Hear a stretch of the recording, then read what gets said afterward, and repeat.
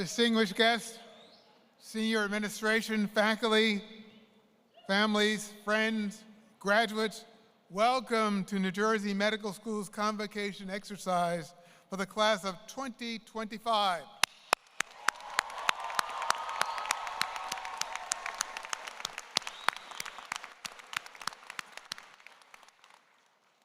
I am Dr. Robert Johnson, Dean of the Rutgers, New Jersey Medical School, an alumnus of the class of 1972. And just a minute ago, Dr. Soto Green reminded me that this is the 20th time she and I have both been on this stage to graduate our students. Congratulations.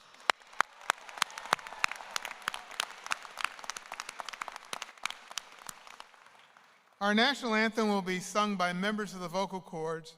From the graduating class, we welcome Dr. Daniela Jacoboli Abramabov, and from the class of 2026, David Beckford and Disha Pastel. Please come forward.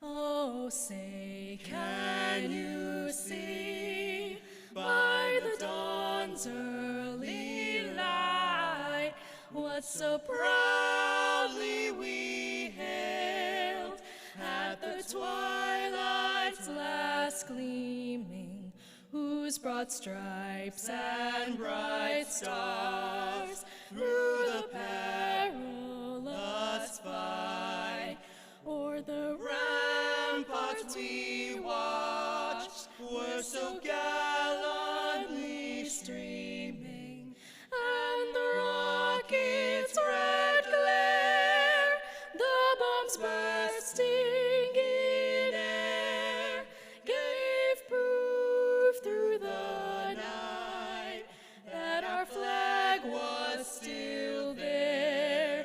Oh,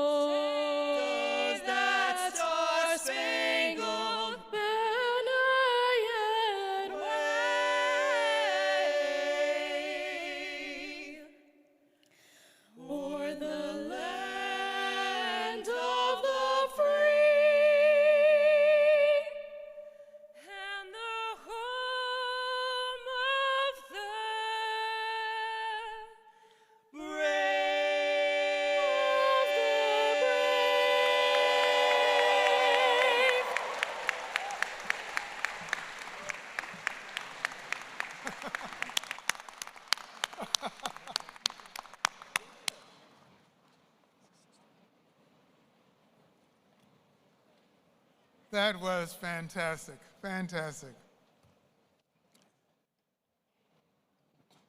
Members of the class of 2025, just 4 short years ago, I had the distinct pleasure of welcoming you to the New Jersey Medical School.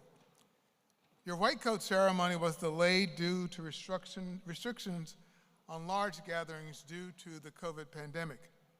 You started medical school while the country was still reeling from the effects of COVID, and when medical providers were called to a level of public service not seen since 1918. Even with the difficult start in your medical education, your resilience was at full display. Here you are, finishing medical school after a highly successful match just a few short years ago.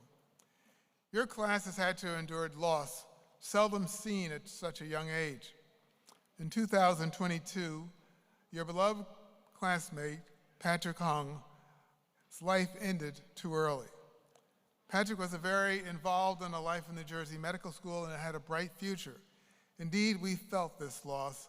Patrick's loved ones are here with us today as we share that the New Jersey Medical School Faculty Council passed a resolution which read as follows. Be it resolved that the Faculty Council of the New Jersey Medical School, at its meeting on January 10th, 2023, expresses deepest sympathy to the family and friends of Patrick Young and to his classmates in the class of 2025, and recommend that Rutgers University confer the degree of Doctor of Medicine upon him posthumously in 2025. To Dr. Young, Patrick is a loved member of our class, and we surely will remember him.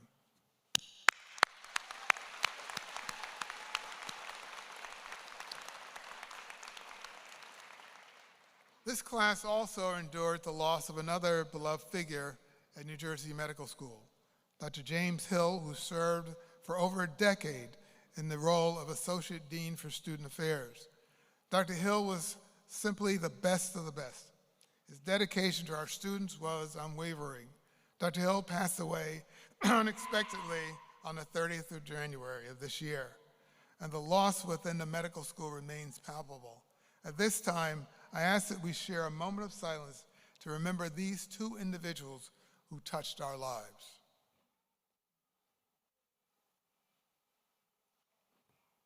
Thank you. I do know that neither Dr. Hill nor Dr. Hung would want today to turn into a sad occasion. So while we remember them and their lives and contributions, we look forward to the future and celebrate the class' resilience in the face of adversity. We celebrate your success. Your class is now completing medical school and going on to the next stage of your career well prepared. You have been highly successful academically, and we are confident that you will be equally as successful in the next phase of your medical training. We are indeed proud of the accomplishments of the New Jersey Medical School class of 25. Your work in New Jersey Medical School has prepared you to be outstanding physicians and individuals who will treat persons, not diseases. We never forget the mandate that compassion and the care for our patients should be our #1 priority as future physicians. We could not be more proud of you today, and we are confident that we are sending you into the next phase of your lives as physicians ready for future challenges. Congratulations for a job well done.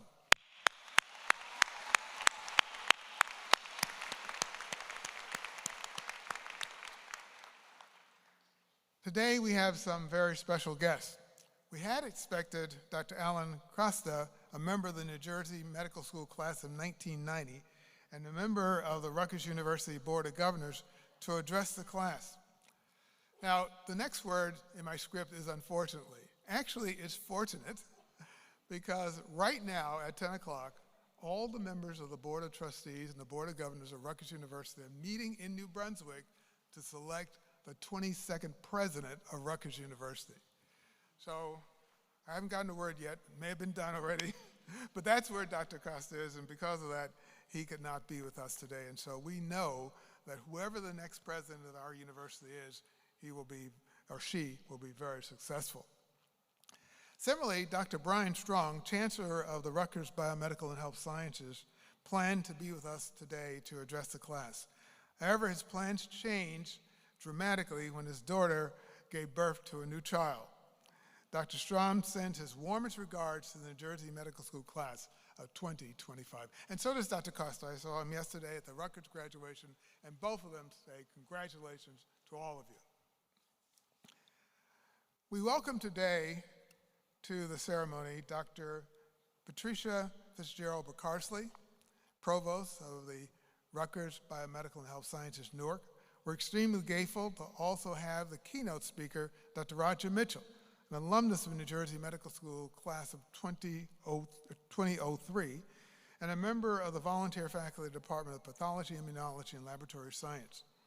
In addition to his many accomplishments, Dr. Mitchell serves as the president of Howard University Hospital in Washington, D.C., and we'll hear more about him a little bit later on when I introduce him. Our list of notable guests includes individuals from the Rutgers University Foundation, from University Hospital, New Jersey Health Foundation, New Jersey Alumni Association, New Jersey Medical School Board of Advisors, the administration of Rutgers University, our partner hospitals, and our major clinical affiliates. Now, after all that long list, I would be remiss if I did not acknowledge the women and men who are responsible for guiding you throughout your medical school career.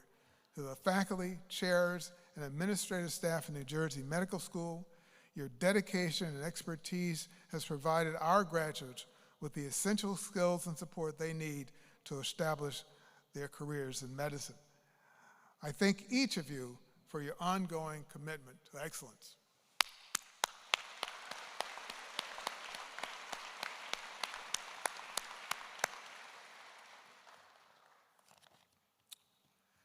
Today's procession was led by our gonfalonier, Dr. Sylvia Christakis, and our Rutgers flag bearer was Dr. Lisa Pompeo. Dr. Christakis and Dr. Pompeo, please stand. And Sylvia.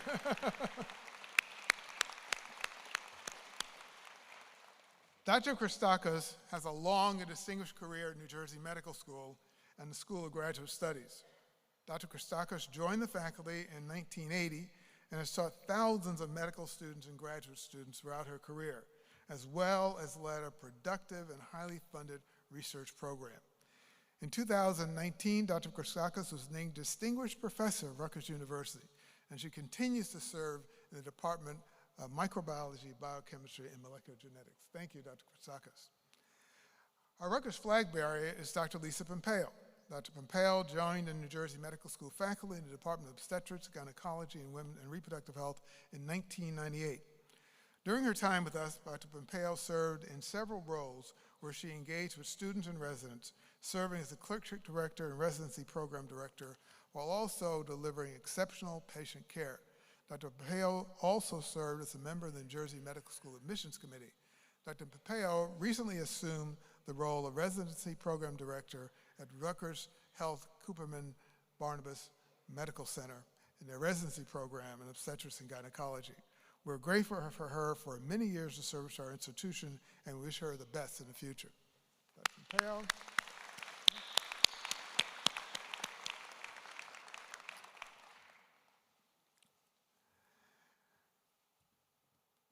At this time, I invite Dr. Maria Soto Green, Executive Vice Chair, and this is her 20th year as well, Executive Vice Dean, New Jersey Medical School, an alumnus of the New Jersey Medical School class of 1980, to come to the podium to present the awards.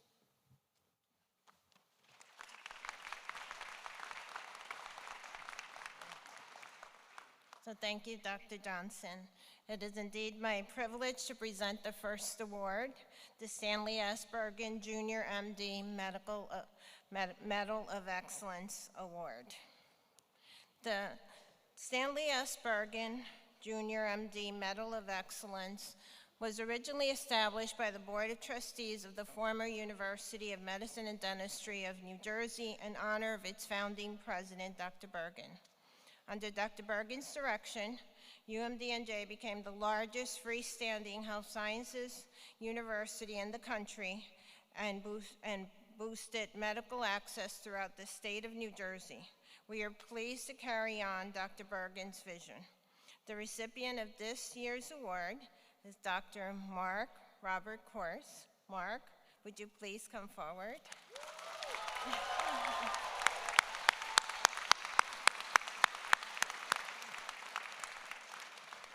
And just a few words, because since matriculating at New Jersey Medical School, Mark has been involved in numerous activities to assist our local community. An example of this was when he co-founded and received granting support to create the Hope Library, which is a collection of recorded inspirational stories and advice from cancer patients to be shared with other patients.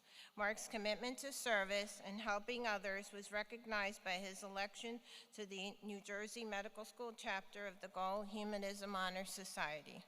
Mark's commitment to community service, health equity, and social justice was also recognized when he was named a Posen Scholar. In this regard, Mark was recognized for his project demonstrating his focus on 2 other initiatives that he co-founded to provide eye exams and eye health education to underserved and previously incarcerated individuals, and to encourage local high school students to consider careers in healthcare and medicine. Mark has also been productive in research and balanced this work with his service and leadership commitments while maintaining an outstanding academic record, leading him to be elected to the NJMS chapter of Alpha Omega Alpha in his junior year. Congratulations, Mark. We are proud of you.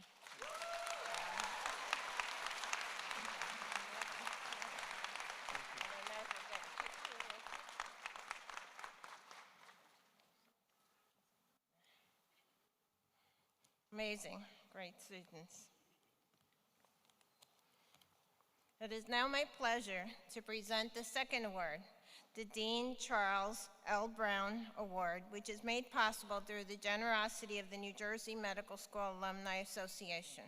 This award was established in memory of the first Dean of New Jersey Medical School. Each year, the recipient is selected by their fellow classmates for their significant contributions to the school and their colleagues.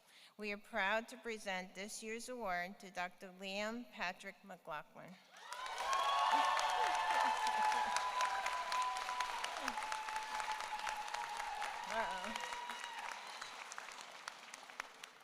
A little bit about Liam. Liam's leadership skills are evident in his numerous roles across his medical school career, including president of student council and president of out at NJMS. Additionally, he was recognized by his election to the NJMS chapter of the Gold Humanism Honor Society. Since matriculating at NJMS, Liam has maintained an outstanding academic record, leading him to be elected to the NJMS chapter of Alpha Omega Alpha in his senior year. Liam has been awarded a distinction in medical education, which recognizes graduating students with significant leadership roles in medical education. Students awarded this distinction complete a strong scholarly project in medical education. Liam was a teaching assistant in the pre-clerkship doctoring course, including a new ultrasound program integrating anatomy and clinical presentations, and presented his work at the International Association of Medical Science Educators Virtual Forum. Congratulations, Dr. McLaughlin. We appreciate the many contributions made to the school. I couldn't get a word in. Thank you. Thank you. Thank you so much. Thank you. Oh, wait. Thank you. Congrats. And gives me great pleasure, our next award is the 2025 Leonard Tao Humanism and Medicine Award, presented by the Arnold P. Gold Foundation, which is dedicated to creating innovative medical education programs that foster humanism in medicine. This award honors both a graduating medical student and a faculty member who best demonstrate the Foundation's ideals of outstanding compassion in the delivery of care, respect for patients, their families, and healthcare colleagues. This year, the Tao Humanism and Medicine Award student recipient is Dr. Usman Tor. Dr. Tor, would you please come forward?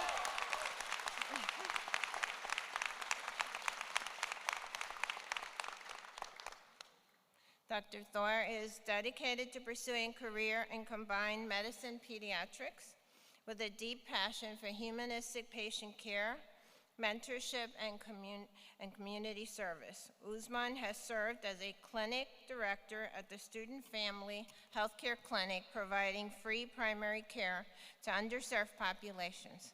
He has also worked closely with patients experiencing homelessness, striving to deliver care grounded in empathy, dignity, and respect. Committed to ensuring that patients and their families feel heard and valued, Usman emphasizes patient-centered care in all his interactions. He has a keen interest in medical education, including projects focused on ultrasound teaching. He is dedicated to lifelong learning and service Usman plans to care for diverse communities across all stages of life, nurturing patients behind their immediate health needs. Usman, we're proud of all you've accomplished while at NJMS.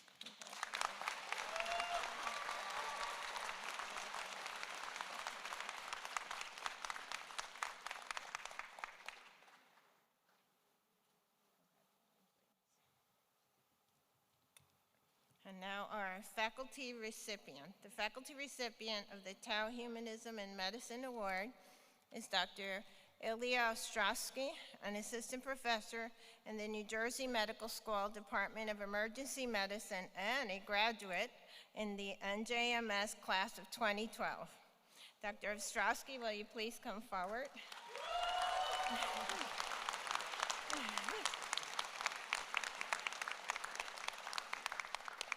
So Dr. Ostrowski is known as an accomplished educator within the Department of Emergency Medicine, serving as the Assistant Residency Program Director and Ultrasound Co-Director.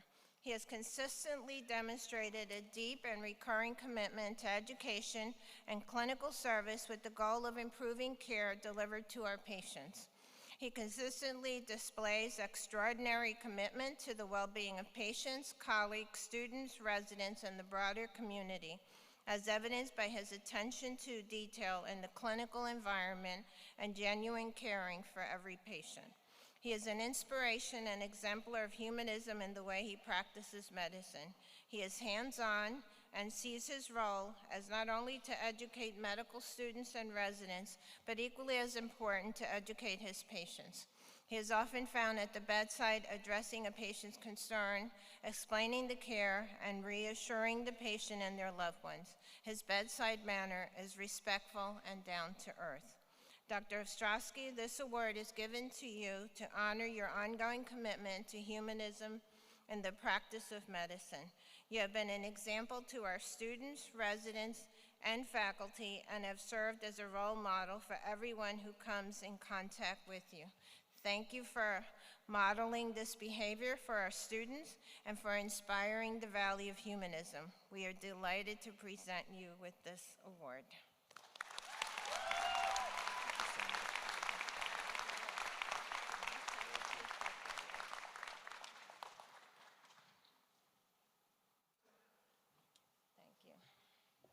So we hope to see some of you a few decades forward to come and join us.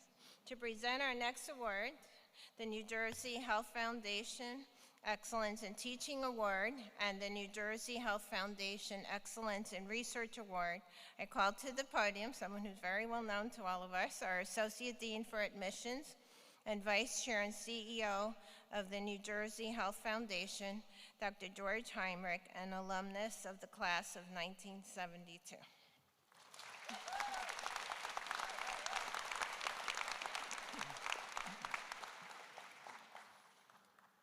What an exciting day. This is great. Congratulations to all of you. I had the privilege of calling to accept everyone personally, and today to have the honor of recognizing this incredible milestone and achievement. I'm sure many of you may remember my call. Be proud of yourselves. This is the next step in where you can make a difference in the world. Please stay in touch with us.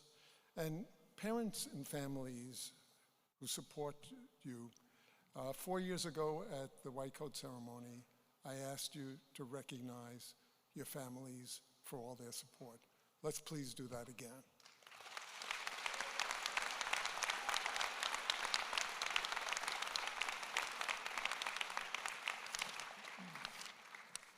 Thank you, Dr. Soda Green. It gives me great pleasure to present the New Jersey Health Foundation Excellence in Teaching Award to Dr. Melissa Alvarez Downing, an outstanding educator at New Jersey Medical School. Dr. Alvarez Downing, would you join me?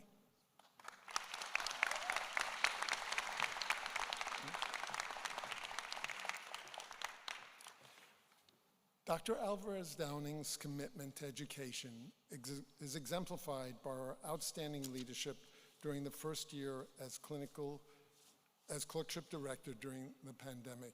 She pivoted the clerkship curriculum quickly and had constant engagement with students in regard to their clinical experience and curriculum.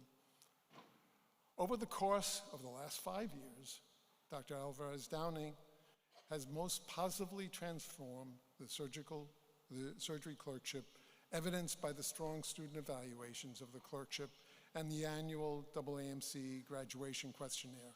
In 2020, NJMS students rated the surgery clerkship in a way that made it clear there was opportunity to improve. Contrast that to 2024, when students rated this program in the 50th, 70th percentile nationally for overall quality. These improvements are a direct result of her leadership and commitment to teaching and ongoing communication with our clinical sites. Dr. Alvarez Downing serves as a role model and mentor for students interested in surgery. She's also a critical member of our Clerkship Curriculum Committee and Professionals Committee. Now I got to go on a personal point. Dr. Alvarez Downing is also an interviewer for the admissions process. And I got to tell you, her interviews, we value them a lot. Dr. Alvarez Downing, congratulations on receiving the New Jersey Health Foundation Excellence in Teaching.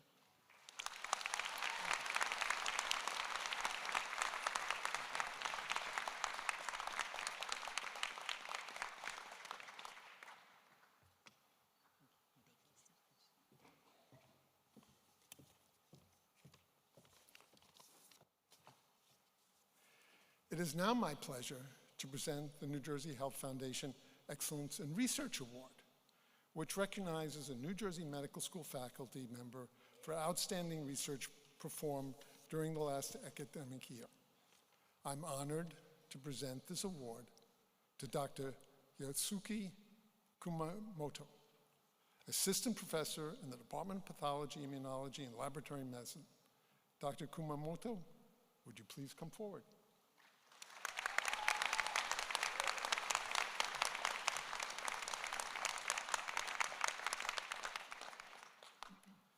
Dr. Kumamoto's research includes identification of a novel immune cell population that plays a critical role in initiating allergic inflammatory responses. He's a senior author on 2 papers in high-impact journals, Nature Communications and Science Immunology.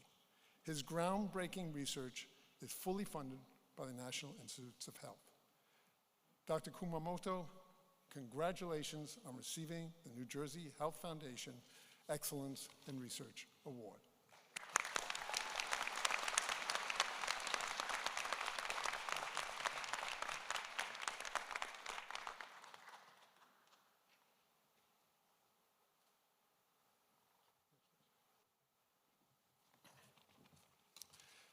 Thank you for allowing me to present these 2 awards. Congratulations to the award winners, and clearly, again, congratulations to all of you. Look forward to seeing you during the hooding process.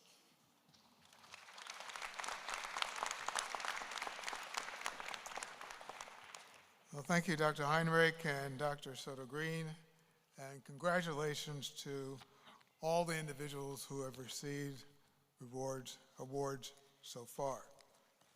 I have to speak slowly so I can find my place in the book. Here we go.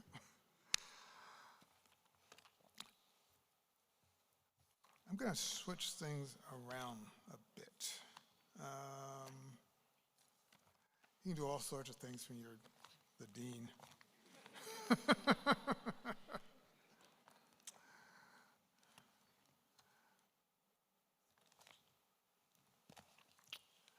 Our next award, the Distinguished Alumni Award, was established by the New Jersey Medical Schools Alumni Association to recognize outstanding achievements for one of its graduates, by one of its graduates. And I said earlier how proud we are of all of you. And I have been in medical education for half a century, and I've had the opportunity to be proud of many, many individuals. And it's a great pleasure to recognize them for their achievements and also even to invite them to speak to the graduating class. This year's recipient is Dr. Roger Mitchell, a graduate of the New Jersey Medical School class of 2003. Dr. Mitchell, please come forward.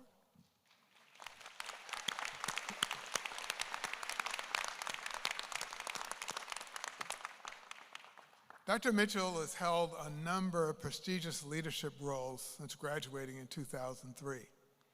He's had several positions in pathology, chair of pathology at Howard University, and he led the current position as president to Howard University Hospital in Washington, D.C., and he's currently the president of that hospital. He also served as chief medical examiner and interim deputy mayor for public safety and justice in Washington, D.C., where he created and led the violence prevention initiative at our nation's capital. As a former medical examiner in the state of New Jersey, Dr. Mitchell served as a volunteer faculty in our Department of Pathology. Pediatrics is always on my mind. And he's a nationally recognized leader, and he's currently president-elect of the National Medical Association. That means you'll be president next year. We are delighted to recognize Dr. Mitchell at this time with the Distinguished Alumni Award.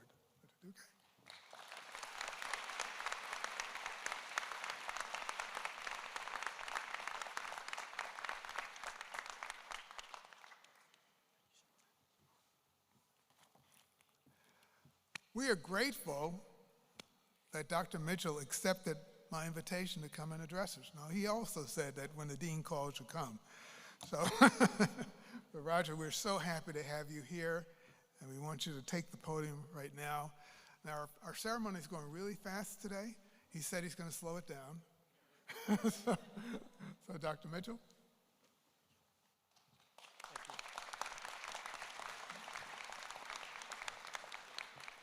Good morning, everyone. It's been so quiet. I didn't know if this was a convocation or not.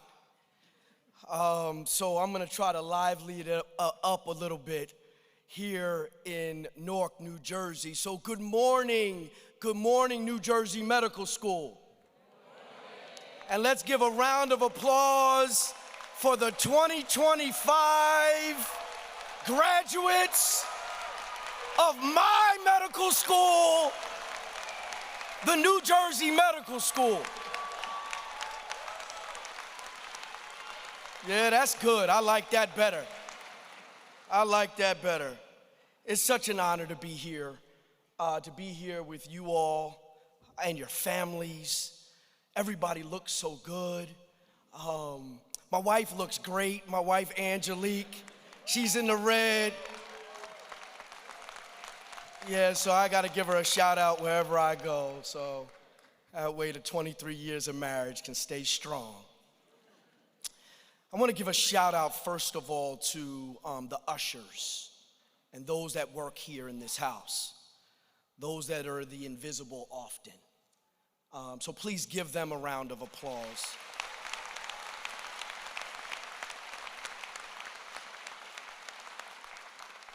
In fact, our usher friends, one of my really good friends from childhood, lost her father not too long ago. And he was an usher here. His name was Travis Holloway. So give him a round of applause. I just learned that. I want to thank the NJMS team and the leadership for bringing me here today and taking my multiple phone calls on how I'm supposed to park. I ran into Dr. Heinrich on the way in, and I was so happy to see him because I don't know about you, but he called me. Did he call you? He called me, but he called me on my house phone. That's how old I am. We didn't have cell phone numbers. But he called me on my house phone, and we didn't have call ID, so you picked up every phone call, right? And he told me that I was accepted to New Jersey Medical School, and that would be a day that would change my life forever. very similar to you all. So thank you, Dr. Heinrich. I want to thank the dean for his invitation. Like he said, anytime he makes a phone call, you not only pick up, but you say, yes, sir, yes, sir. You say that twice to him. And I want to thank him for the trust and support for this moment, because this is not a small moment. It's not a small moment for you. And so this podium needs to be entrusted in a way that allows for you to move to the next level. And so I want to tell you a little story. I was in the pre-matriculation program here at New Jersey Medical School. I left the FBI. I was an FBI forensic scientist. I was one of the first black men in FBI laboratories, and got the forensic bug and wanted to come and be a pathologist. And New Jersey Medical School accepted me. But being a couple years out of undergrad, I think I forgot how to read. So I felt like it was important to come to the pre-matriculation program. So I did that program. But at the end of that program, and I don't know if he still does it, but he had a group of students over to his house to swim and barbecue. You remember that? He probably doesn't do it anymore. Probably my class was the last class he did it for. But to have a type of leader, and at that point he was the chair, to have that type of leader spend time with new medical students meant so much. From years on, I would graduate, but every major decision that I would make, career changes, thoughts, I would reach out to Dean Johnson and ask, hey, what do you think about this? How should I move? One thing that you need to remember is that relationships means everything. Matter of fact, it means all of it. The relationships that you've gathered here amongst your peers, but also amongst your faculty. Don't be afraid to use your relationships. Sound on those relationships and build on those relationships. So please give my dean a round of applause for his, y'all could do better than that. He's the dean, 20 years.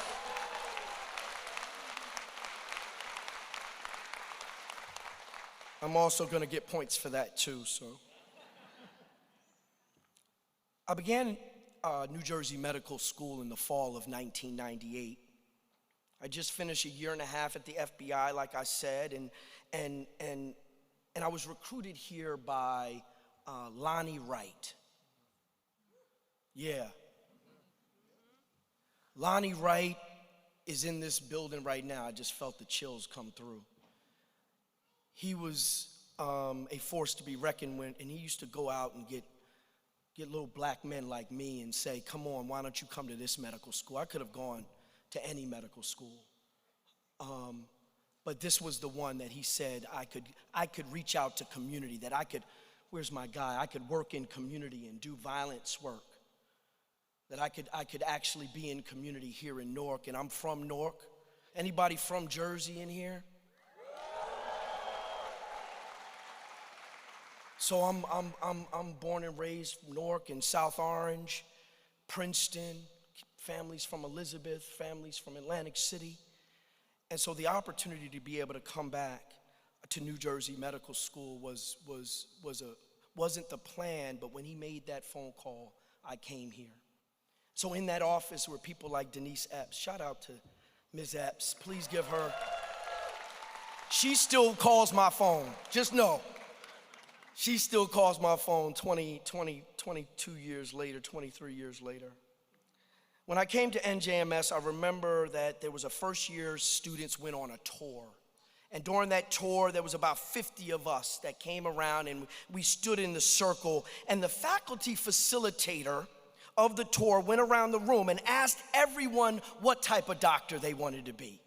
And some people said OB. Any OB in the house? Any OB residents? You could do better than that. Yell it out. Only one OB resident. Okay. Y'all don't want to give her a round of applause. And they went around the room and they said, anybody want to be ortho? Any ortho residents in the house? You guys are terrible. There you go. That's what I'm talking about. They went around, they said anybody that wants to be emergency or pediatrics or surgery or family medicine. They have one guy right there. And then when they got around to me, they said, what do you want to be? And I said, I want to be a forensic pathologist, and one day I'm going to be the chief medical examiner of New Jersey.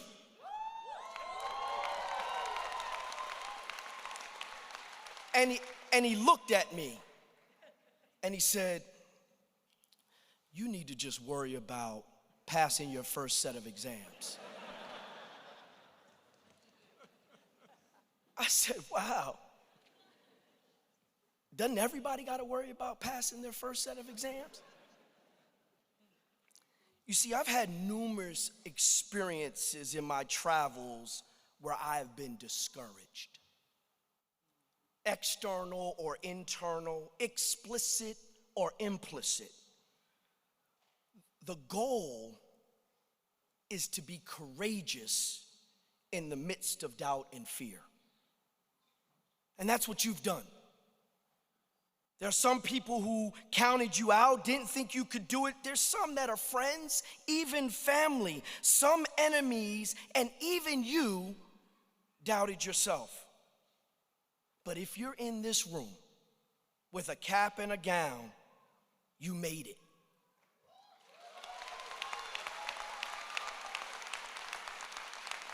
You made it in a way because you know what it means to be courageous.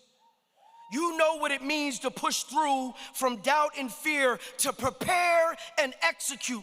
That is what it's all about, preparing yourself for the challenge and conquer it. Let's hear for the class of 2025.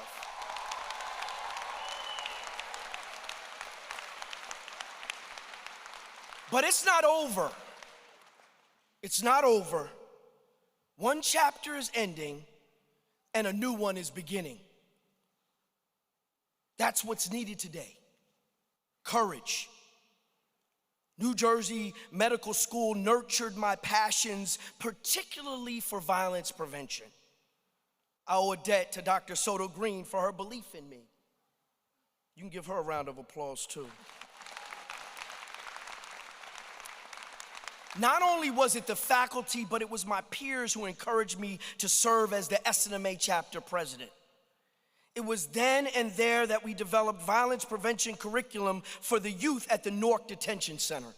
It was then and there, in response to the death of Amadou Diallo and Earl Faison, I authored one of the first articles highlighting police brutality as a public health issue in the Journal of the Student National Medical Association.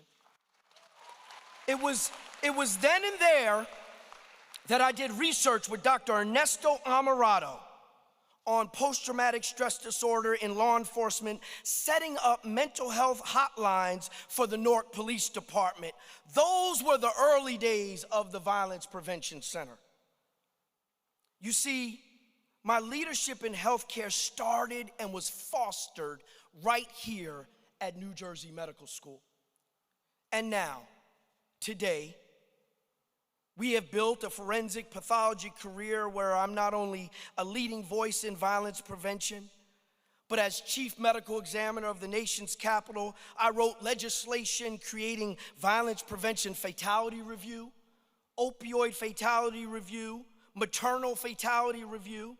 I instituted the National Violent Death Reporting System in Washington, D.C., and then developed the Office of Neighborhood Safety and Engagement, responsible for violence interruption and workforce development for shooters in the nation's capital. I also wrote a book on death in custody that established me as a leading forensic pathologist in the field. I actually did the forensic casework on Elijah McCain and Philando Castile. My recent article that was in Blood demystified the myth that suggested that individuals can die from sudden cardiac arrest due to sickle cell trait. There were actually medical examiners that were putting sickle cell trait as a diagnosis on the death certificate for those that were dying suddenly in the custody of law enforcement. But today, in Blood magazine, as senior author, that's when your name goes at the end. As senior author, and everybody above me, hematologist, wrote the article, and we now have been clear on it. No one can die from sudden cardiac arrest due to sickle cell trait.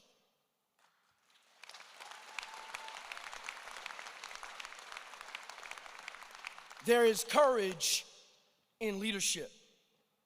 I helped build global forensic systems in places like Bangladesh and Egypt and Belize and Rwanda and Zambia. I hosted a NAACP award-nominated podcast called Official Ignorance, the Death in Custody podcast. And I even served as deputy mayor for public safety and justice in the nation's capital during the January 6th insurrection. That's right. Born in Newark, raised in South Orange and Princeton, indigenous Lenni Lenape, slave and free, did all of that. So now,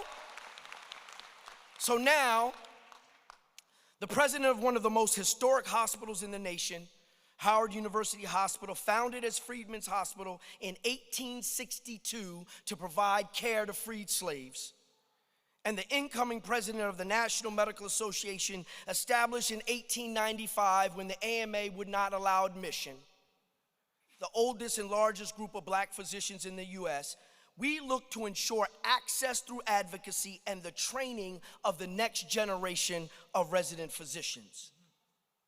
As unique as my accomplishments are to me, my passions, my interests, and my chosen expertise, what is not unique are the principles of leadership that lead to success. The principles that I use every single day. Success, whether it's in medicine or otherwise, requires you to be others-centered. So, what you do should be based on your ability to serve and impact others. Your purpose and your promise requires you to use your white coat to heal a nation, to serve others. I know that I'm laying it on pretty thick, but this is what you're called to do, to make change. As much as this day is about you and we celebrate your individual success, if this thing is done properly, you will have to make yourself infinitely available to others. How can I explain this to you the best way that I know how? Leadership and success is about holding the door for others. Bear with me.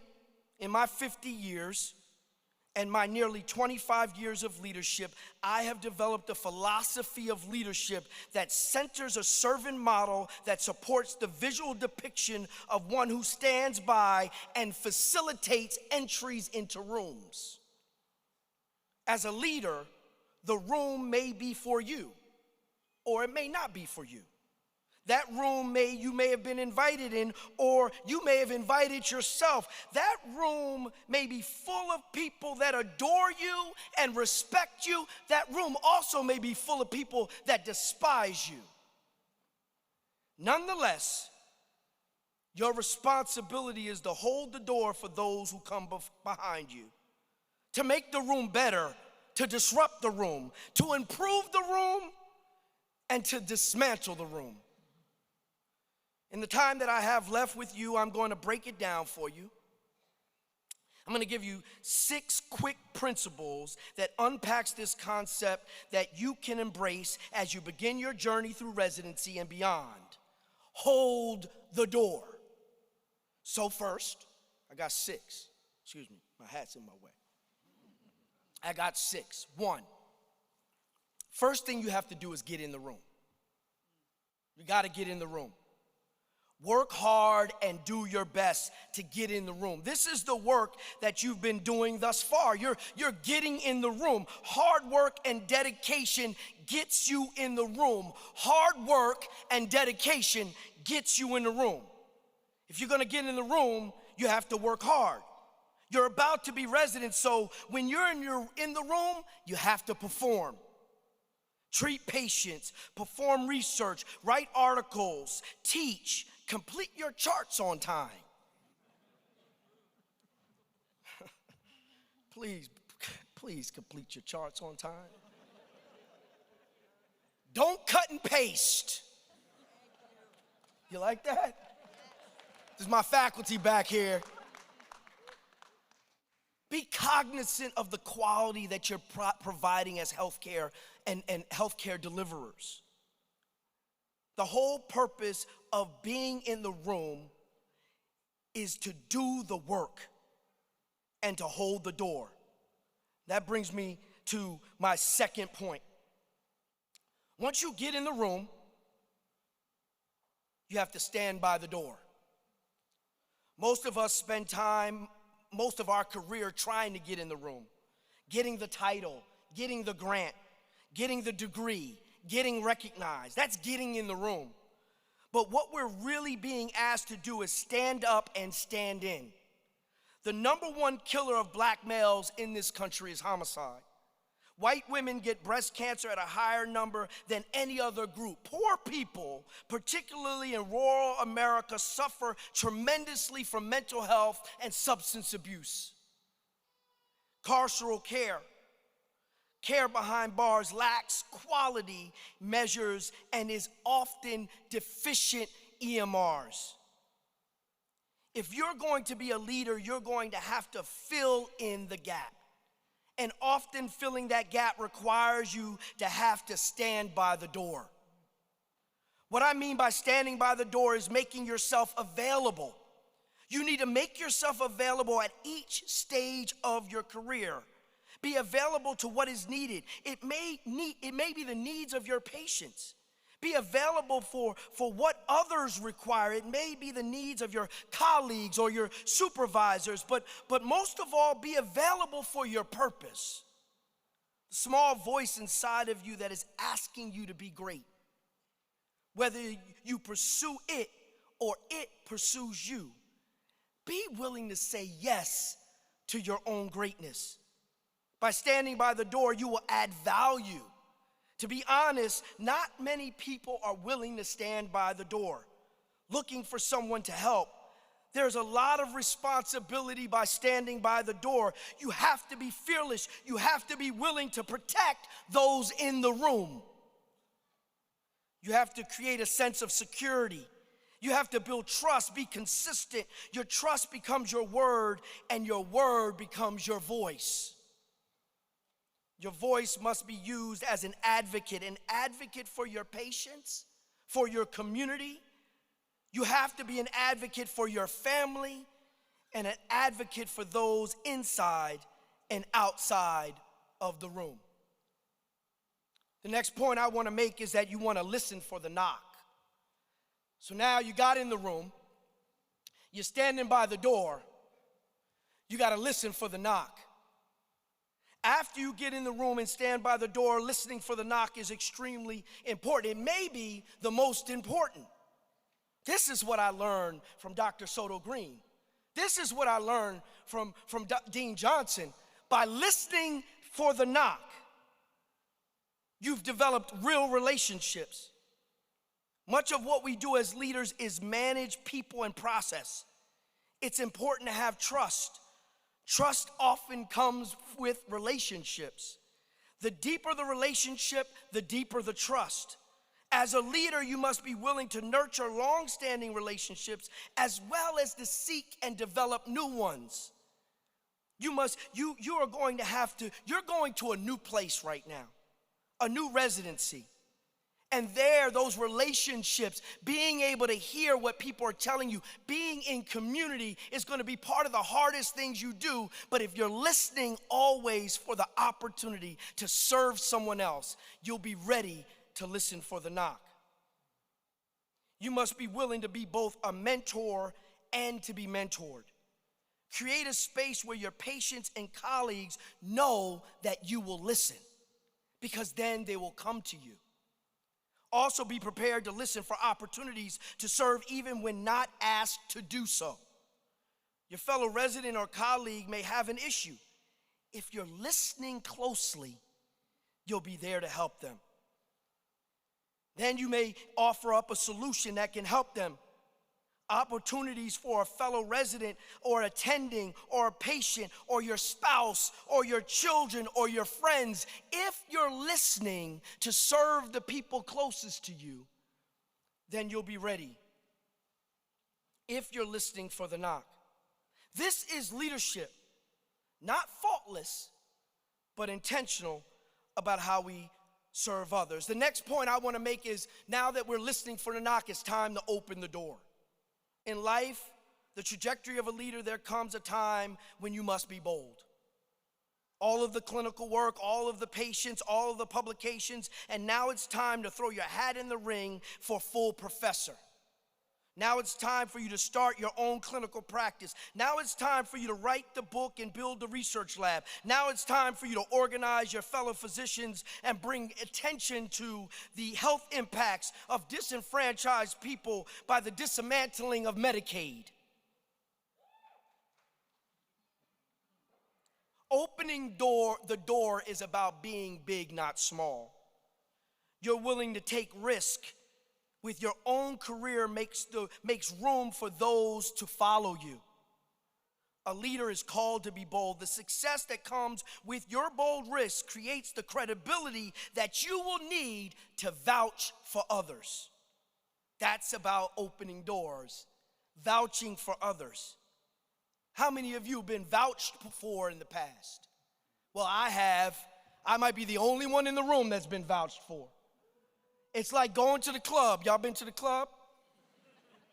Your parents had never been to the club, but I know y'all been to the club.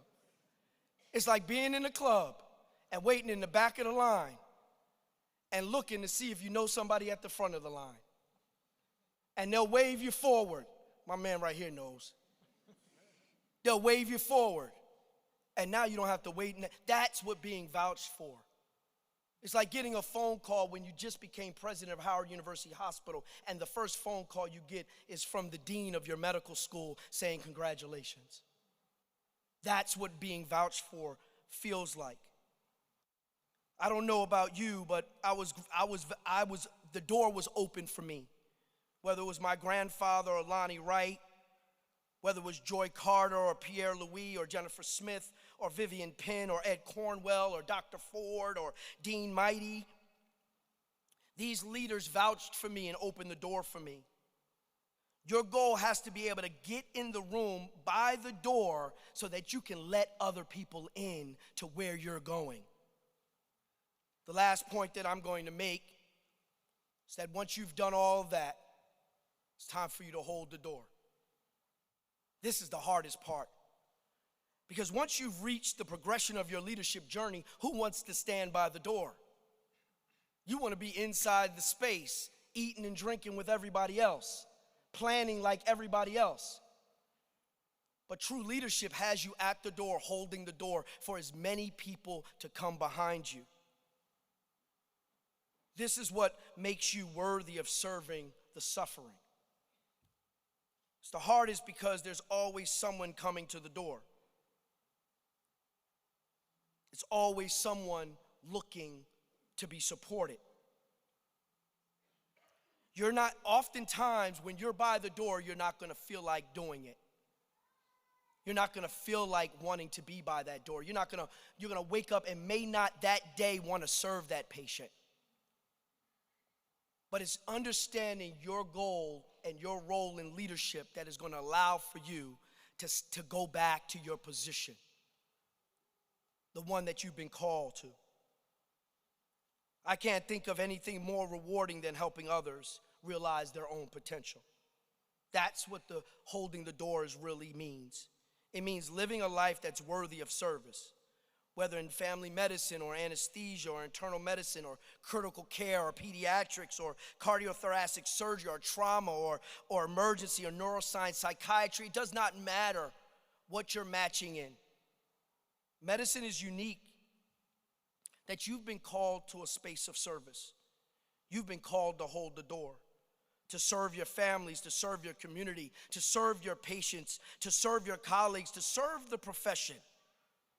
You have a great opportunity to be successful. Not successful for successful sake, to make a whole bunch of money, a big house and a fancy car, and all that is fine.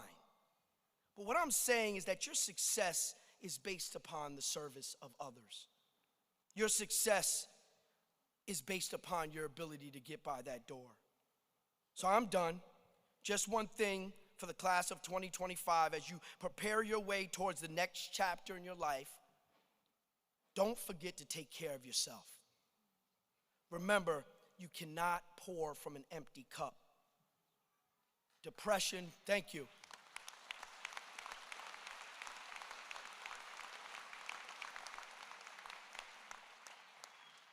Depression, anxiety, ideation, our profession, and we are fraught with it. And we suffer from it. So you have to take care of yourself. Remember to replenish yourself. Make time for your family. Take your time, go on a walk, breathe, pray, meditate. Jeremiah 29:12 says it this way, "Then you will call upon me and come and pray to me, and I will hear you." Luke, yeah, I like that too. Luke 11:9 says it this way, "And I tell you, ask, and it will be given to you. Seek, and you will find. Knock, and it will be open to you." I'm reminded every day that my family is the first ministry. It's important to take care of you and your family, to take care of yourself. So we end where we started. Class of 2025, in midst of political uncertainty, war over the world with corruption at its center, state-sponsored violence with the knees on the neck of black folk, blood in the streets from violence, disparities and lack of equity, people of color and poor people dying at a higher rate than anybody else, there's no shortage of people suffering. Now, as you enter into this sacred calling of medicine, you are consecrated into a profession of willing servants. I wish you much success.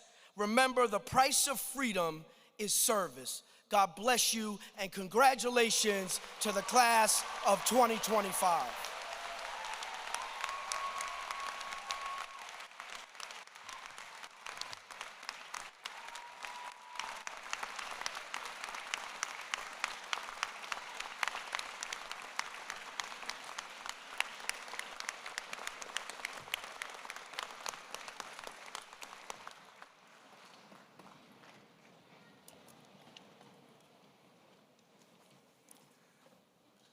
Dr. Mitchell, thank you for sharing your professional and your life experience with us this morning, providing a meaningful lesson to the members of the class of 2025, indeed a meaningful lesson to all of us.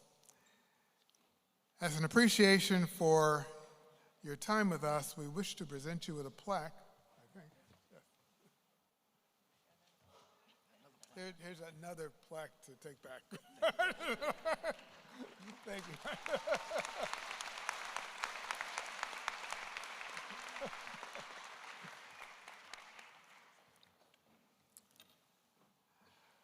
I will now present our final award. This award, the Distinguished Citizen Award, is not given every year, and it's reserved for individuals who have made exceptional contributions to our medical school community. This year, New Jersey Medical School has chosen to recognize Dr. James Hill, Associate Dean for Student Affairs, who died suddenly on January 30th of this year. Dr. Hill will be remembered for many things: his dedication to our students, his support of their professional and personal growth, his keen ability to be there in their transition from student to doctor, always putting their needs first. His contributions to our school cannot be counted. The loss of Dr. Hill is felt every day by this community, but we know that today he would have been feeling immense pride and admiration for the graduating students.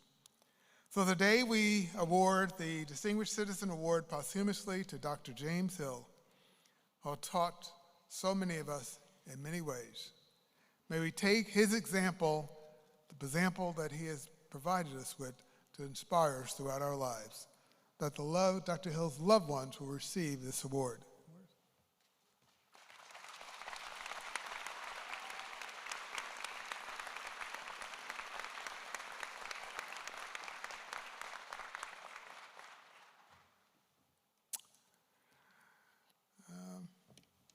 Dr. Soto Green, I think it's your turn next.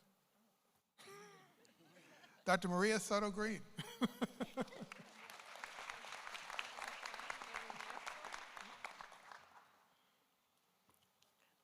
So it's indeed my honor. We will now hear a message from, you can guess, right? The president of the NJMS Student Council, Dr. Liam, sounds good, right? Dr. Liam Patrick McLaughlin.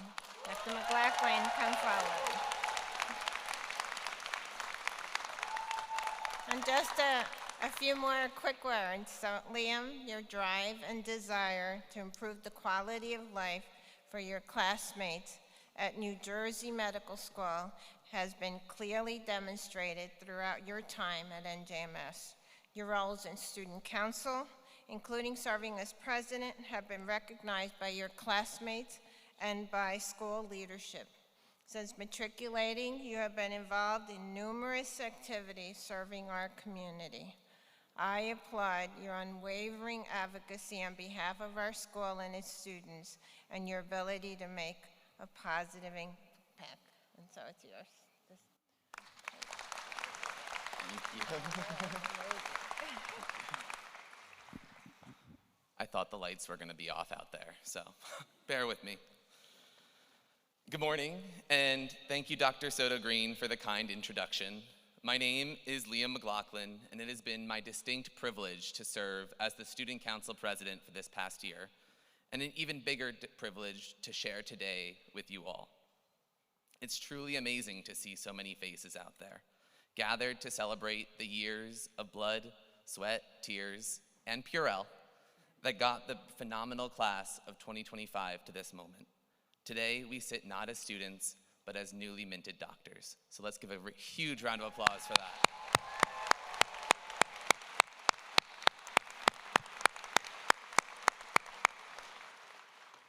Before I begin, I'd like to extend my heartfelt thanks to Dean Johnson, Dean Soto Green, Dr. Trava, Dr. Alzate Duque, Dean Heinrich, and the incredible faculty and staff who not only made today's event possible, but who have been the ultimate mentors and guides for the past 4 years. Another very important and special shout out to the administrative team at NJMS, the Office of Ed, the Office of Student Affairs, the Registrar's Office, and everyone else who has been our biggest cheerleaders, our biggest confidants, our biggest suppliers of food and candy, and encourage us on the hardest days. I'm super, super appreciative of all of you. To our families, friends, and loved ones who traveled from near and far, welcome to Newark. Another huge warm welcome to those tuning in remotely. We wish that you could be here, but we thank you for being here online. You've all stood beside us on the highs and the lows, reminding us to stay grounded as imposter syndrome crept in, as exams pulled us away from our life events, and when we complained about being on the surgery rotation, even when the hours weren't that bad. Thank you for putting up with Thank you for putting up with us for the past few years. And now as we go on to this next chapter, please give us a little bit of grace. And finally, to my fellow doctors, a greeting that feels equally surreal and exhilarating, but oh so well-deserved. Even though I was able to attend Convocation last year, the sea of green stripes that I see out here has never looked so good on a group of people. I'd like to say thank you to the student leaders from Student Council, and a very special thank you to my partner in crime, Phoebe Lee, who has served as our vice president. She kept me on track. Yeah, give her a huge round of applause. Stand up, Phoebe.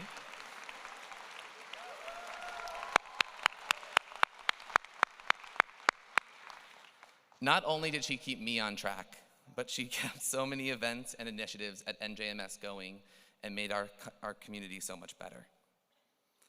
When I told my mom I'd be giving this speech, she had one request: no puns.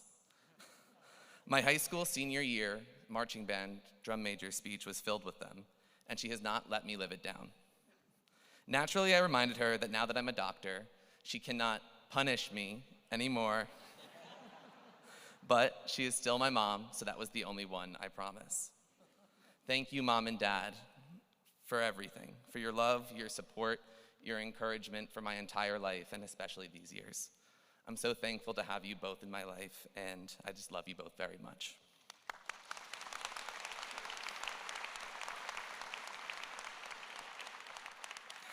Today brings a whirlwind of emotions: excitement, pride, maybe a little bit of fear, and let's be real, a whole lot of stress.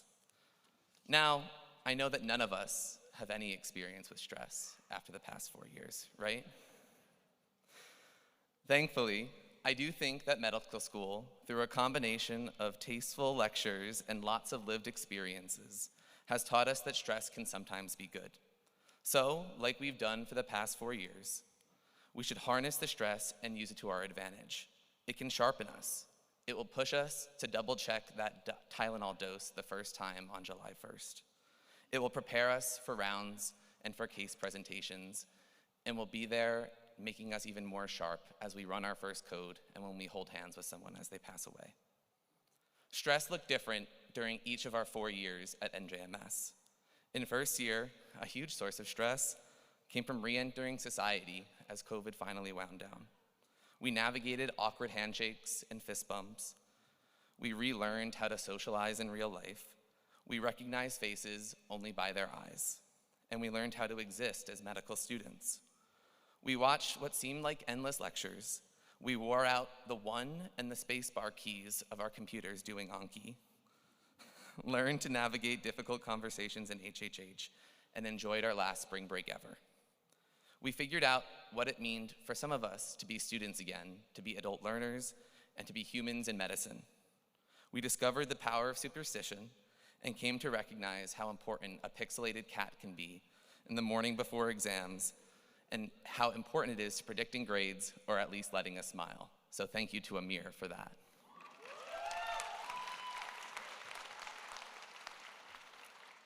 Second year brought more of the same, but we began to find our footing, building relationships and mentorships, and discovering the individual passions that sustained us for the rest of medical school. Some of us did research, some of us created and managed service organizations, some of us planned student events.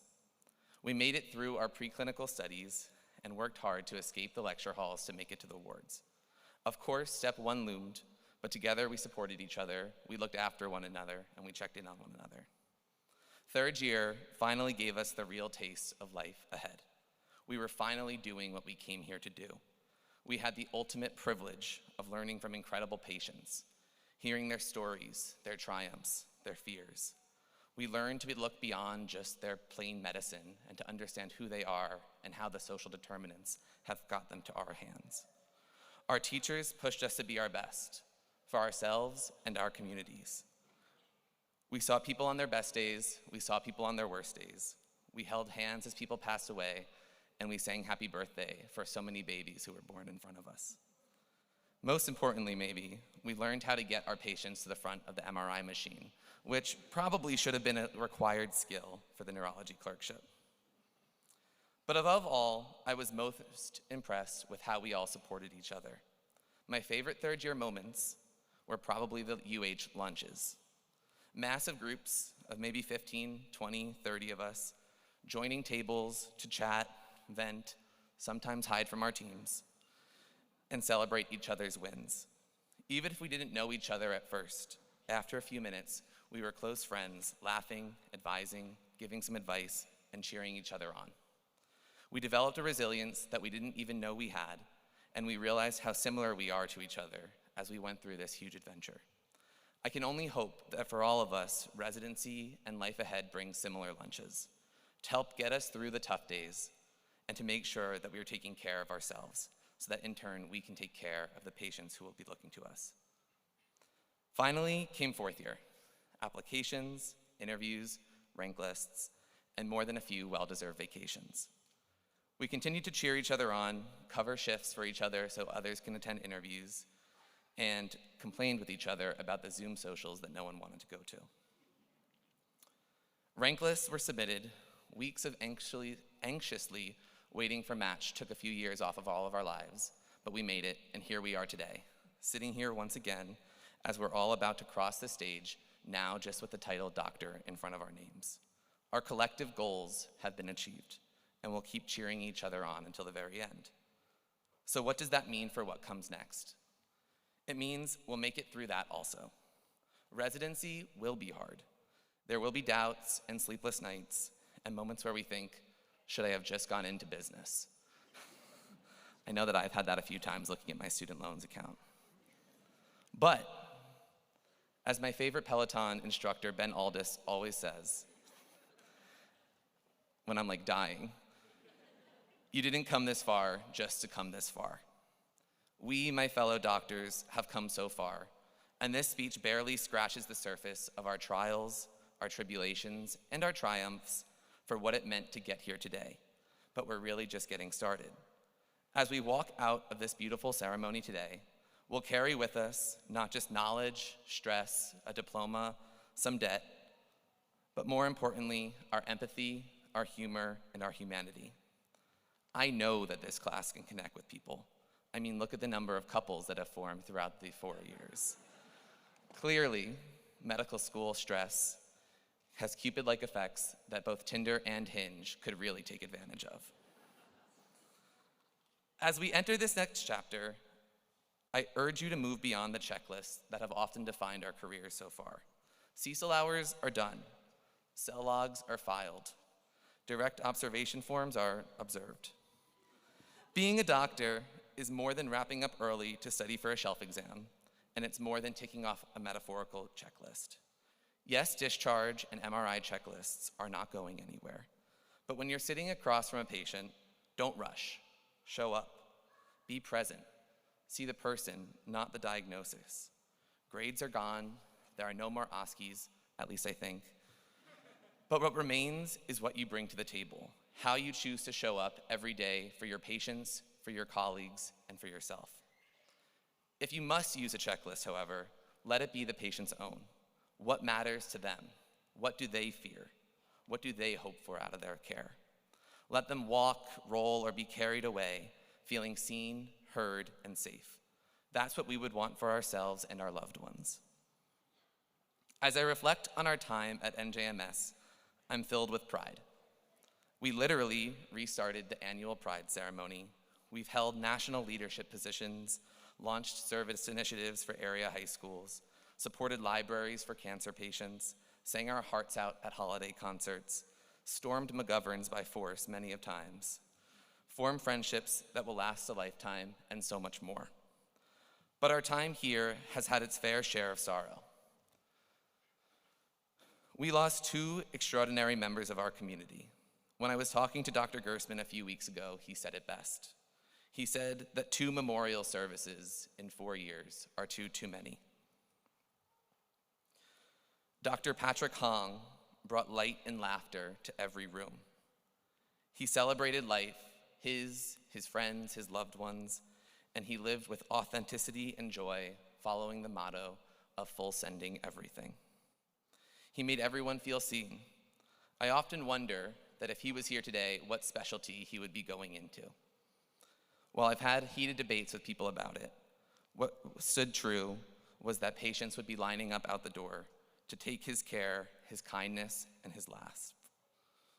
His last message I received from him simply said, "I appreciate you, fam." Patrick, as I move on to this next chapter, please know that I appreciate you too, fam. I wish that you could be here marching with us across the stage today, and I know so many of your classmates feel the same. We also lost Dr. James Hill, a steady, guiding presence who saw us not just as students, but as people. He supported us emotionally and personally. When my grandmother passed away, he reminded me that medicine could wait, but healing couldn't.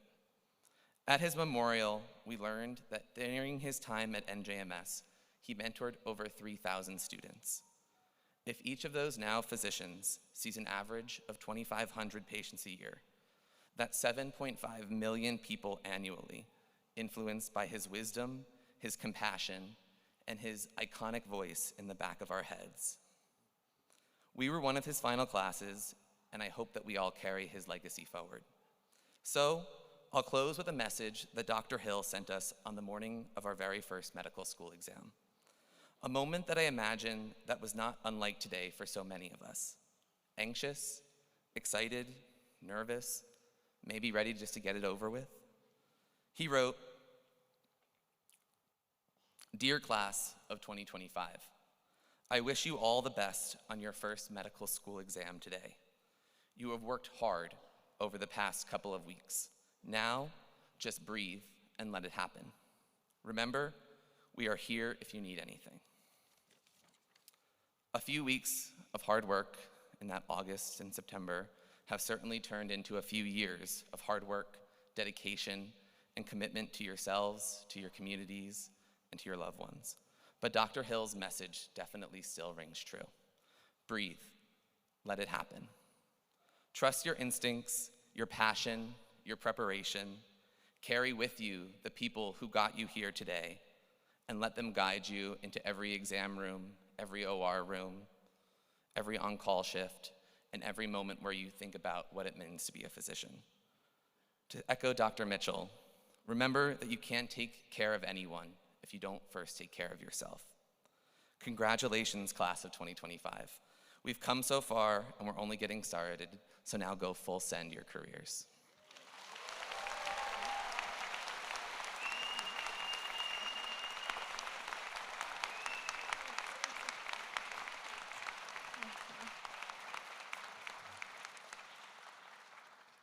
Another round of applause. Thank them.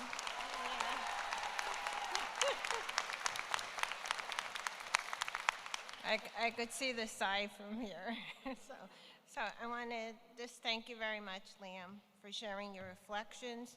We appreciate your leadership and service to our school.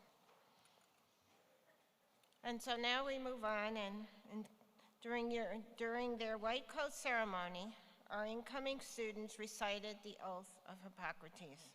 At this time, we ask that they reaffirm this oath. Dr. Christian Traba, Executive Associate Dean for Education and a graduate of New Jersey Medical School's class of 2006, was selected by the class of 2025 to administer the oath of Hippocrates. Dr. Traba, please come up to the podium. Will the graduating class please rise? We also invite any physicians present to rise and recite this oath with our graduates.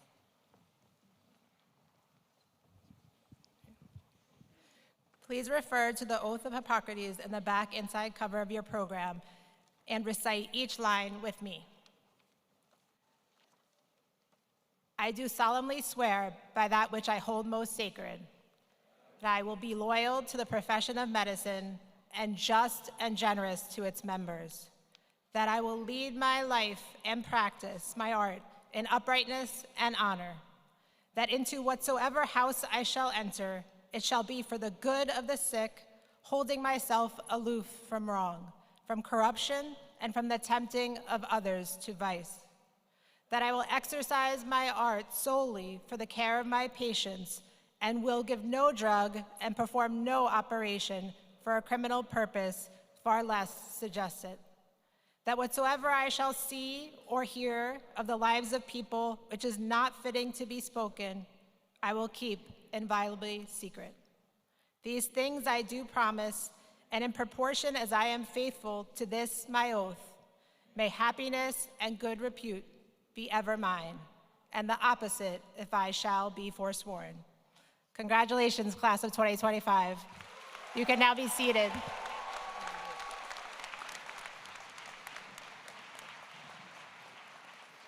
Thank you, Dr. Traba. To assist with the presentation of the doctoral hoods, NJMS Alumni Association certificates, and pins, I would like to call on Dr. Alzate Duque, class of 2014, Dr. George Heinrich, class of 1972, Dr. David Sinimo, class of 2001 and incoming president of the New Jersey Medical School Alumni Association, and Dr. Kristen Traba, class of 2006. And we turn this over.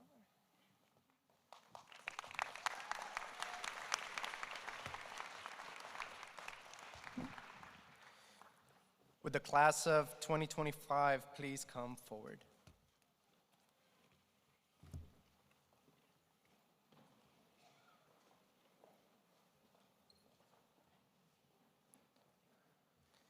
Dr. Noor Abdel Azim.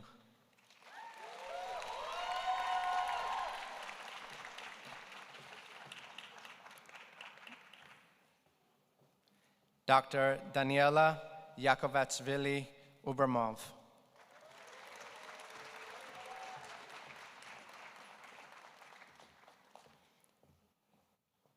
Dr. Sebastián Acevedo.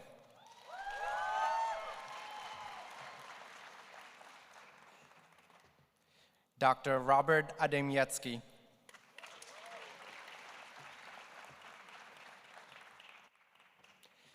Dr. Awais Aftab. Dr. William Allen.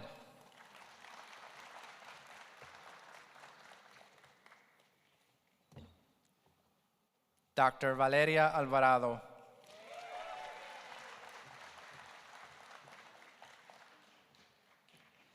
Dr. Evany Anglad.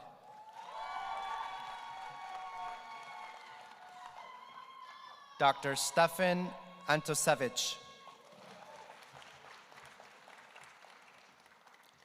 Dr. Joshua Balway. Dr. Ivan Bovkov. Dr. Melanie Brady.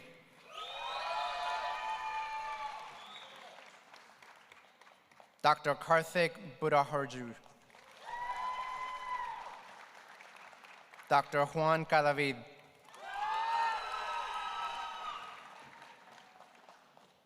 Dr. Kimberly Calix.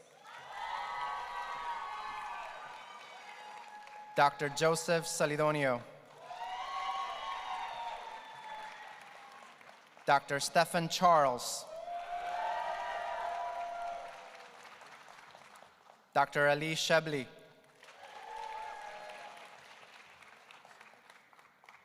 Dr. Emma Chen. Dr. Henry Chen. Dr. Kellen Chen. Dr. Harrison Tsu.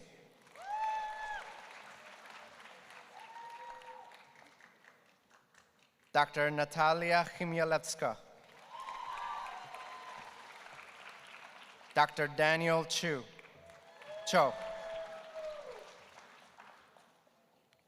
Dr. Hassan Chowdhury.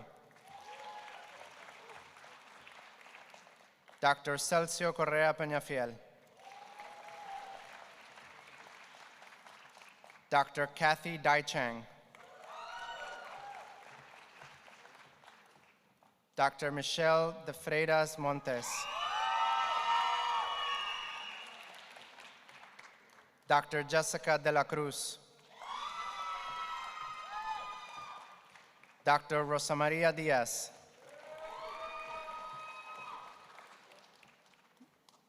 Dr. Luis Diaz. Dr. Ryan Dickton.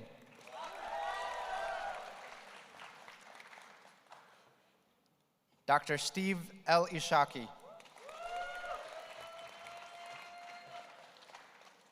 Dr. Daniel Elias.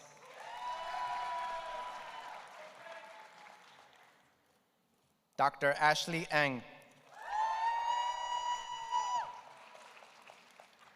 Dr. Osojeye Owanahe.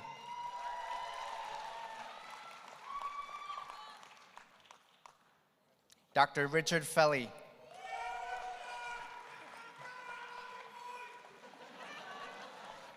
Dr. Zachary Friedrich.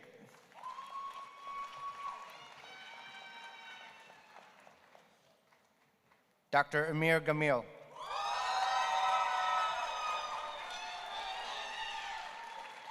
Dr. Ajay Gandhi.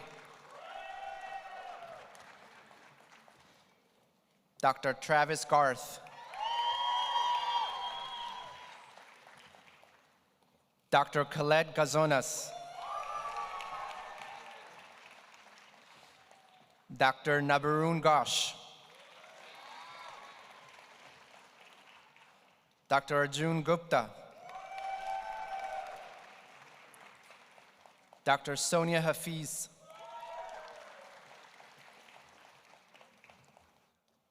Dr. Casey Hamlet.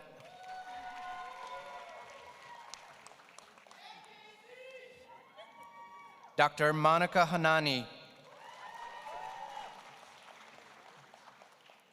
Dr. Patrick Hong.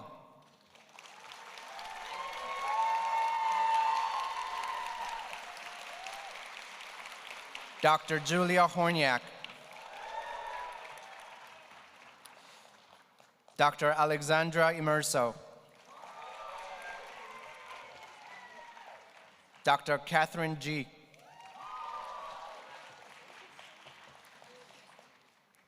Dr. Ye-Chan Ju.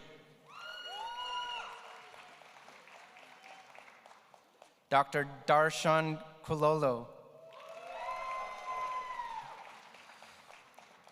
Dr. Misili Kanagala. Dr. Rajas Kurajakar. Dr. Emily Keenan. Dr. Nana Kenna.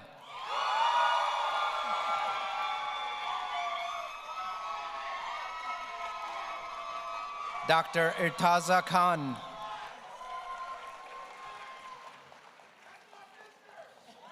Dr. Imran Khawaja.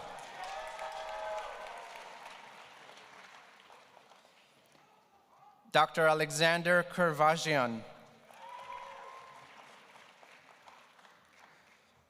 Dr. Eugene Kim. Dr. Nau Kim. Dr. Emily Kokash. Dr. Olivia Kola.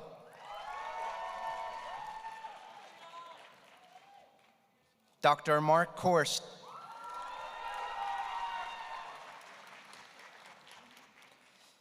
Dr. Aisha Kufariji.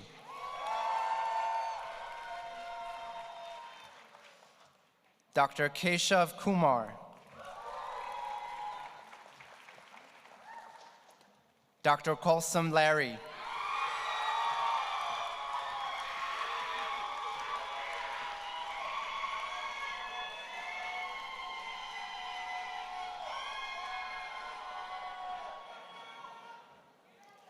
Dr. Jennifer Lee.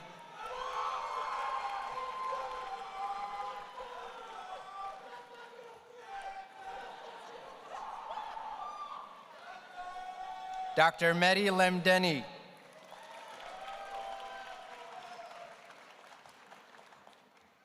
Dr. Phoebe Lee. Dr. Jennifer Ling.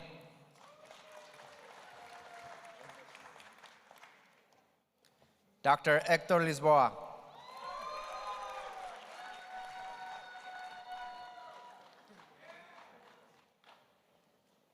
Dr. Sharon Liu.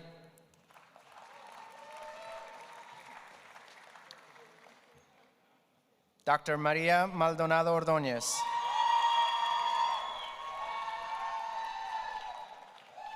Dr. Rash Malhotra.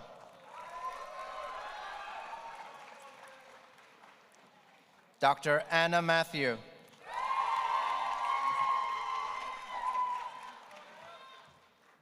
Dr. Liam McLaughlin.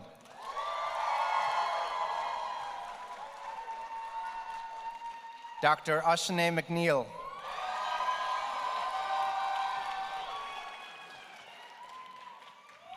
Dr. Shivani Mehta.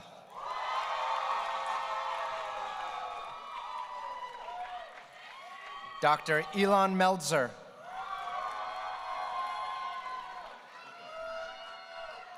Dr. Dhruv Mendurata. Dr. George Mina.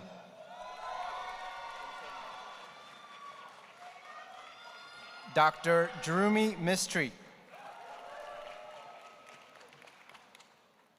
Dr. Ganesh Madugu.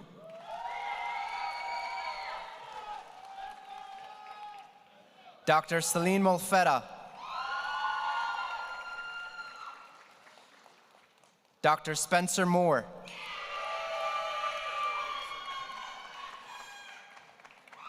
Dr. Nicole Murillo.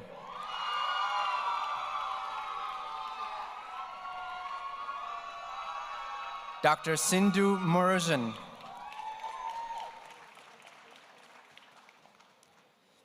Dr. Lana Musa.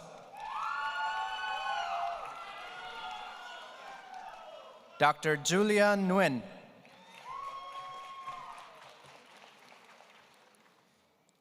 Dr. Ivana Nikoidevish.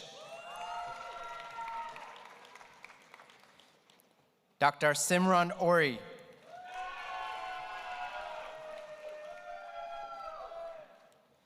Dr. Ahmed Othman.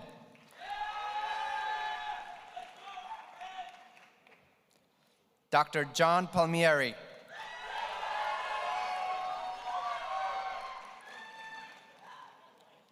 Dr. Carlos Pareja Casalino.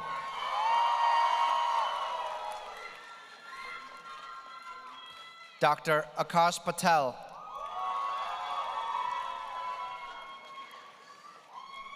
Dr. Aman Patel.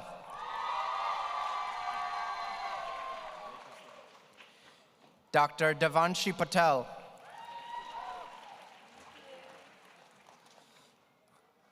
Dr. Ishani Patel.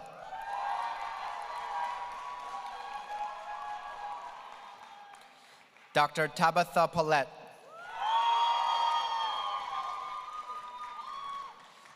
Dr. Nuvia Pendiela.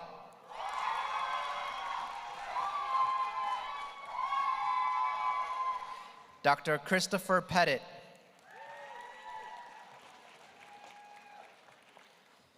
Dr. Jay Funserker. Dr. Michelle Phillip. Dr. Charlotte Perkay. Dr. Timothy Pistol.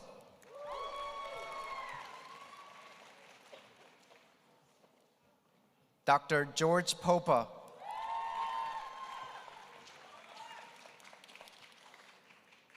Dr. Nishant Prakash.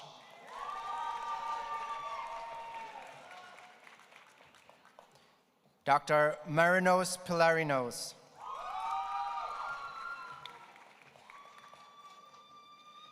Dr. Munir Rabe.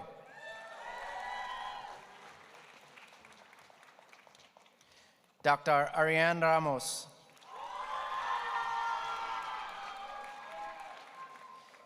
Dr. Mayuri Reddy. Dr. Philip Reinhardt.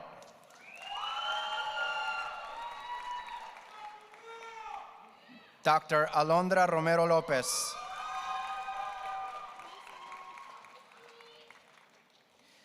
Dr. Emily Rudnietsky.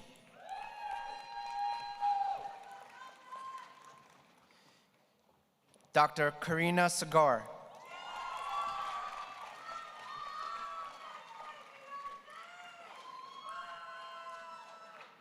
Dr. Joseph Santitoro.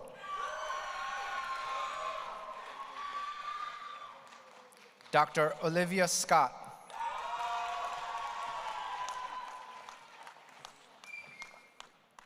Dr. Ariana Shari.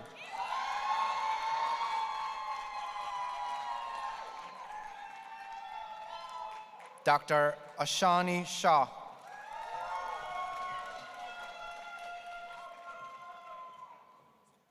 Dr. Sahil Shah.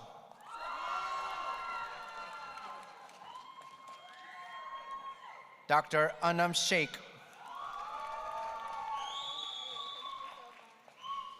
Dr. Dheeraj Sibala.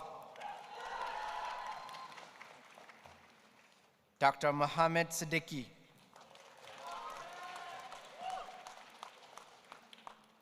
Dr. Damanveer Singh.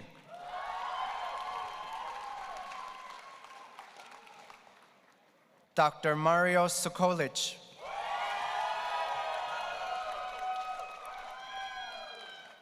Dr. Tyler Steidel.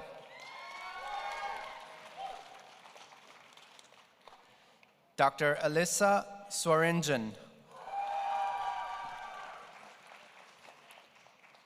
Dr. Kevin Tang.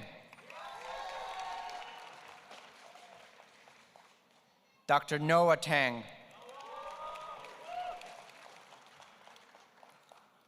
Dr. John Tashi.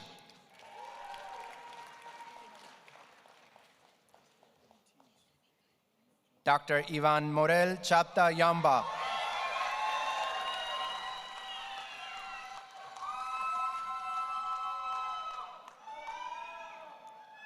Dr. Parisa Themmenkorn. Dr. Kylie Timmons. Dr. Usman Thur. Dr. James Trainer. Dr. Jamie Singh. Sai. Dr. Shreya Vanradachari. Dr. Rashni Vamireddy.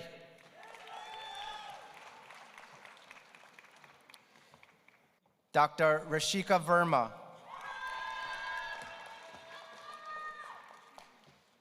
Dr. Fabian Victoria.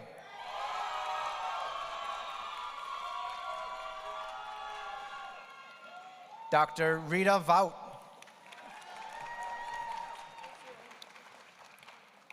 Dr. Alexa Williams.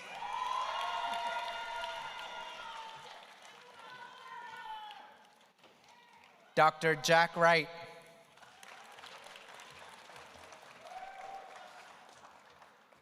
Dr. Arsani Yasa.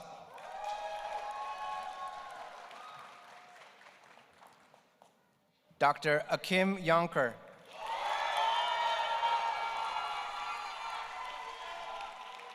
Dr. Laura Yuang.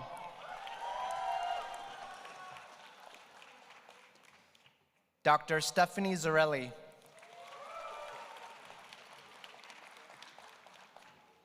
Dr. Vincent Zhang. Dr. Denise Ziba.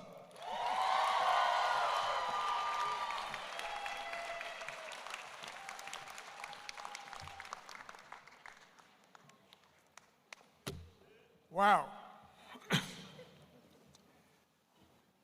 Members of the class of 2025, you have made the transition from student to doctor.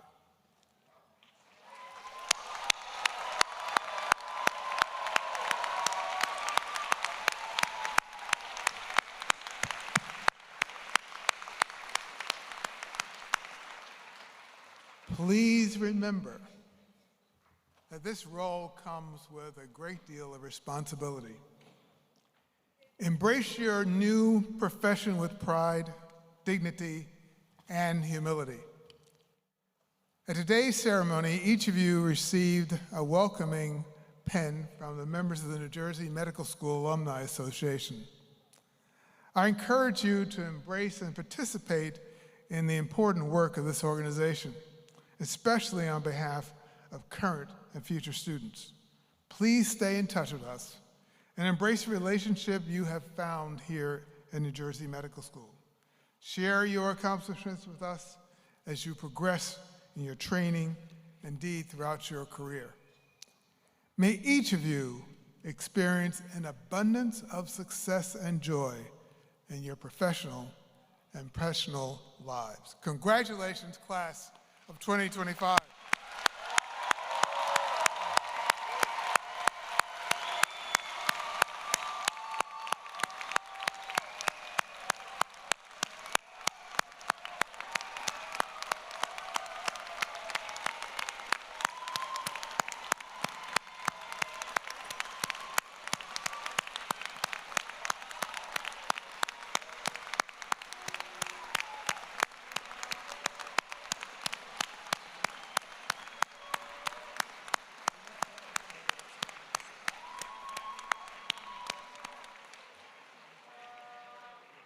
Thank you all for being here. This concludes the convocation ceremony. We ask that the members of the audience will remain seated until the platform party and the graduates have exited the auditorium. Before I end, I want to thank my staff for the work they have done to allow us to have this wonderful celebration. It's always a great deal of effort that goes on behind the scenes to make it come out nice and shining. Dr. Christakis, please join me at the right side of the stage. Dr. Pompeo, please lead the left side.